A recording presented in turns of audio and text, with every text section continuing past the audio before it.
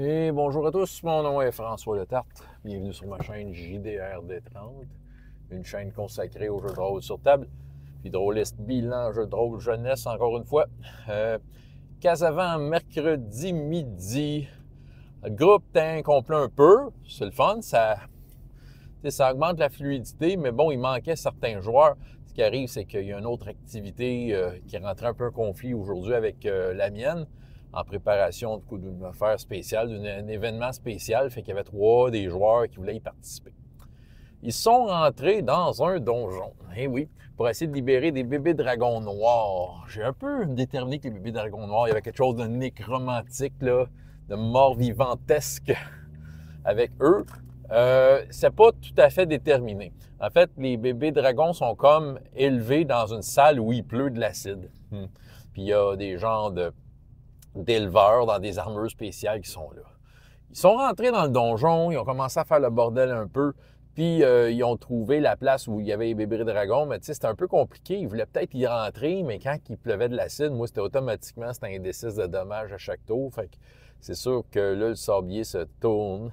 Mais ça a amené à des scènes d'action assez incroyables. Des gens de ce donjon-là qui arrivent, essayent de les arrêter, puis il y a des batailles, ils se poussent dans la salle avec de l'acide, ils se tapent dessus. Écoute, il s'est passé pas mal d'actions de ce côté-là.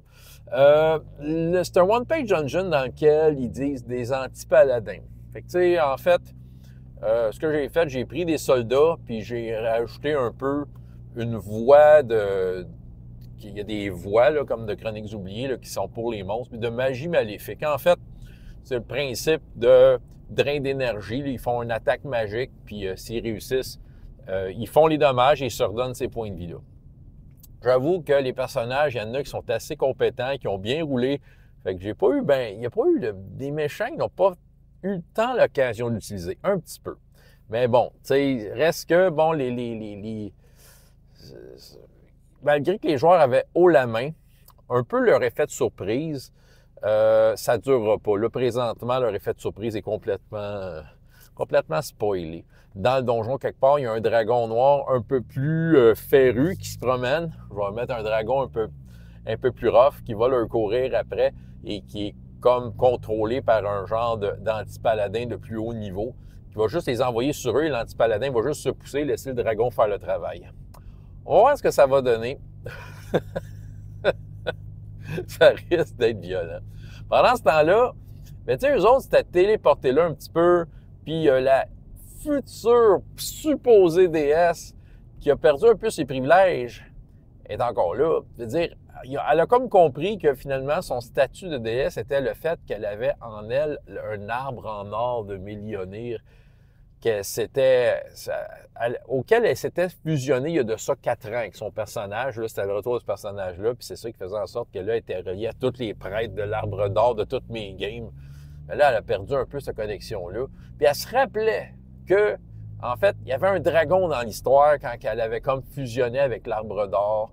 Puis c'est ça. Fait que c'est sûr qu'elle est super intéressée, là. Sauf qu'eux autres se sont téléportés avec le chef des pèlerins qui la vénérait, mais dans le fond, le chef, c'était un peu un piège qu'il a fait. Il voulait y voler l'arbre d'or pour lui, le rentrer dans lui et devenir l'espèce de dieu elfe et finir le travail de millionnaire qu'elle n'a jamais réussi à faire avant.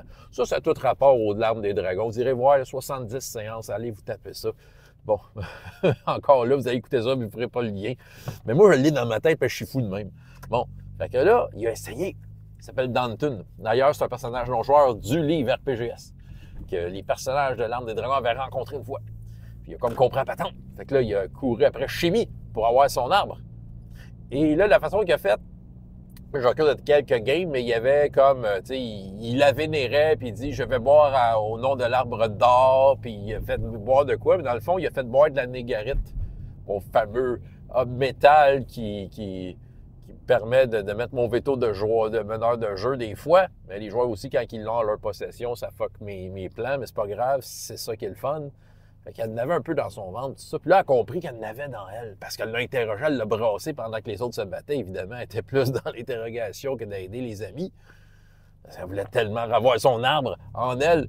Puis là, elle a compris qu'il y avait de la négarite. Puis là, un moment donné, j'ai fait faire un test parce que justement, la négrite a un effet sur elle. Si elle ratait son test, elle ne pouvait plus faire de magie. Dans son système, dans son sang, la négrite s'est installée. Puis elle a roulé comme un naturel. Fait que je dis, gars, c'est sûr que tu n'as plus accès à la magie. Elle m'a dit, je prends un point de chance. Ça sert à ça, Chroniques oubliées. C'est cheaté de même, elle l'a eu. Mais elle a quand même roulé un naturel. J'ai fait une conséquence, genre qu'elle a vomi sa vie. Elle a perdu des points de vie à cause de ça. Puis, j'ai seté un peu une difficulté qui aurait déterminé le nombre de D4 de points de vie qu'elle perdait. Puis, je faisais perdre des points de récupération équivalent au nombre de D4 qu'elle roulait. Bon. Fait que là, en tout cas, elle était fatiguée, elle était à bout. C'est ça. Il y a un des joueurs qui est comme un forge-sort. Il dit, je ramasse le vomi, je sais qu'il y a de la négarite dedans. Il veut absolument comme faire évaporer le vomi. En tout cas, là, c'était une game qui avait du vomi partout. Puis là, le joueur ophidien du groupe, il avait ramassé des couilles d'un personnage dont le joueur là, super longtemps. Il voulait mettre ça dans la bouche du gars. Fait qu'il y avait une histoire de mettre des couilles dans la bouche, puis du vomi, puis de le pitcher dans l'acide. Bref, il y avait de l'action, il y avait du drame, puis il y avait des affaires épaisses comme quand on était ado. Je vais vous avouer, avec eux autres, je ris pas mal. Ça fait une couple de games que je ris parce que c'est ça, ils font les affaires, ils passent par toutes les affaires épaisses que nous, on faisait que moi, je faisais quand j'avais leur âge, tu sais.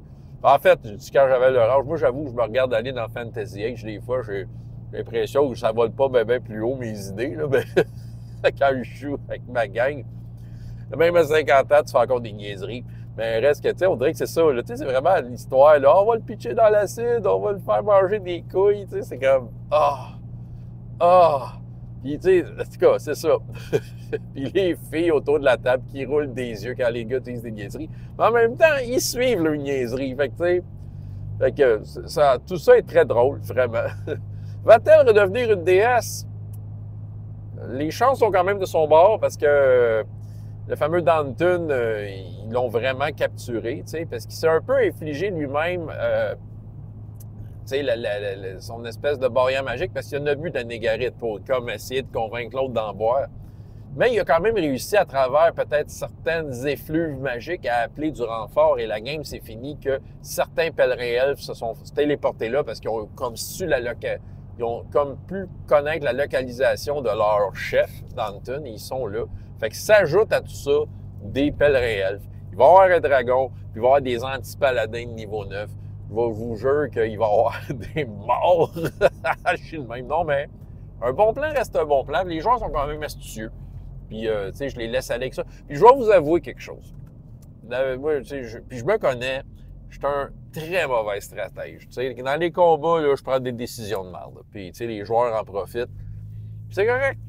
De dire, à quelque part, mon seul recours pour rendre ça gritty, c'est que les méchants aient suffisamment de points de vie et de capacité pour comme faire des dommages puis en ramasser une coupe. Puis, mais reste que, tu sais, en termes de stratégie, tu sais, je l'ai pas trop. Tu sais, hey, je vais vous dire, là, moi, je suis poche aux échecs. Tu sais, je pense que ça vient un peu de la stratégie, tu sais, puis les échecs, ça va ensemble. J'ai toujours, sérieux, de toute ma vie, j'ai tout perdu mes games d'échecs. Tu vois, quelqu'un, veux-tu jouer aux échecs?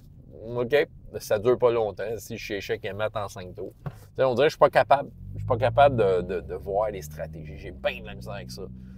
Et puis, fait que c'est ça. Fait que, tu sais, je pense que tu as l'avantage des joueurs. Fait que, tu sais, même si je mets des affaires super effrayantes, oui, il y a des points de vie qui vont se perdre. Oh oui, il va y avoir des jets contre la mort qui vont se rouler. Oh que oui. Et j'avais encore 2 jeunes spectatrices qui viennent à toutes mes games depuis 2 semaines. Demain, s'ils viennent, je pense que je vais leur proposer une place dans la game du lundi. Il y a des joueurs de moins. J'avoue que ça faisait du bien d'avoir des joueurs de moins, mais là, tu sais, je regarde une en particulier qui, tu sais, quand elle part, elle check mes livres, elle dit rien, puis, tu sais, il se passe de quoi, là. Puis je me dis, OK, c'est le temps peut-être d'attraper une joueuse puis de l'embarquer. Là, elle a vu mon style de jeu, elle a vu peut-être comme, peut-être 6-7 de mes games. Fait que, tu sais, elle voit un peu à quel point, qu'est-ce que je DM, tout ça. J'ai dit Dungeon Master. Fait que c'est ça. On va voir. En tout cas, ça va peut-être faire partie de l'anecdote. Il va peut-être avoir des nouvelles joueuses demain. Je leur en parle. Je leur présente la chose. Hey, ça vous tente-tu de jouer? Lundi, j'aurai de la place. Je m'embarque peut-être d'un pied dans un engrenage, mais que voulez-vous? Je suis habitué. François Letarte, JDR de 30. Et jusqu'à la prochaine fois. Ayez autant de plaisir dans la vie que dans les jeux. Au revoir.